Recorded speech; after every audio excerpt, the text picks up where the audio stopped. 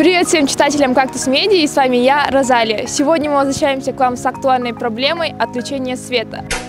Мы получаем все больше жалоб в наш колл-центр. В частности, электричество отключают в жилмассивах. Для них это стало чем-то привычным. НАС Энергохолдинг ссылается на большую нагрузку. В целях сохранения оборудования от возможной аварии происходит автоматическое отключение электричества. Все больше горожан обращаются с тем, что не могут дозвониться до городских служб в связи с отключением света. НАС Энергохолдинг призывает экономить, но, похоже, нас заставляет экономить через отключение. Прежде Северэлектро на постоянной основе давали анонсы о возможном отключении света, но с 12 ноября анонсы прекратились. Предприятие не дало точного ответа, будут ли анонсы в будущем или нет. Зима только начинается, а массовое отключение электричества происходит на постоянной основе, но при этом нас призывают использовать безлимитный тариф для электричества. Как вы думаете, что придумают на этот раз власти, чтобы оправдать отключение электричества? Пишите в комментариях свое мнение. А с вами была я, Розалия и Cactus Media.